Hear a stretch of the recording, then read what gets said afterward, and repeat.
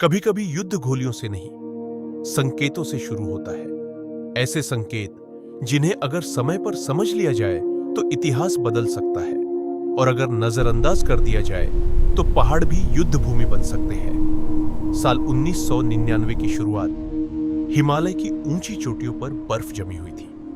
Line of control यानी LOC, जहां भारतीय सैनिक हर दिन की तरह गश्त कर रहे थे।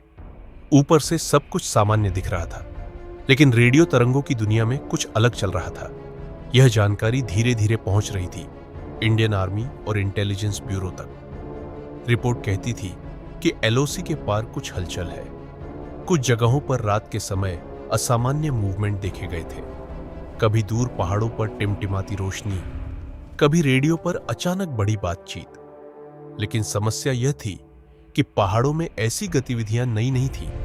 कभी कभी सैनिक अपनी पोस्ट बदलते हैं, कभी गश्त बढ़ाई जाती है, और कभी रेडियो सिग्नल बस मौसम की वजह से अजीब लगने लगते हैं। तो सवाल यही था, क्या यह सब सिर्फ एक सामान्य गतिविधि थी, या फिर कोई ऐसा खेल खेला जा रहा था जो अभी तक दिखाई नहीं दे रहा था।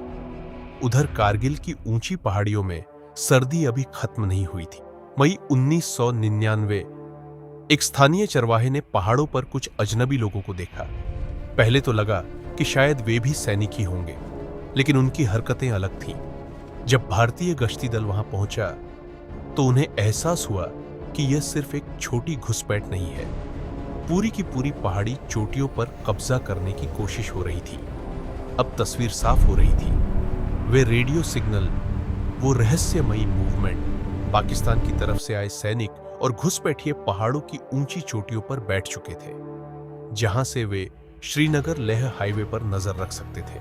अब भारत के सामने एक कठिन चुनौती थी। दुनिया की सबसे कठिन युद्ध भूमियों में से एक, बर्फ से ढकी खड़ी चट्टानें, ऑक्सीजन की कमी और ऊपर बैठे दुश्मन। इसके बाद शुरू हुआ कारगिल वॉर।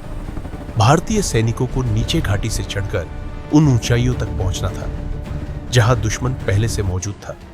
हर कदम खतरे से भरा था, हर चढ़ाई मौत से मुकाबला थी। लेकिन धीरे धीरे एक एक कर चोटियां वापस ली जाने लगी। डोलोलिंग, टाइगर हिल और कई ऐसी जगह जिनके नाम उस समय तक आम लोगों ने शायद कभी सुने भी नहीं थे। कई जवानों ने अपनी जान दी ताकि वो पहाड़ फिर से भारत के हो सके।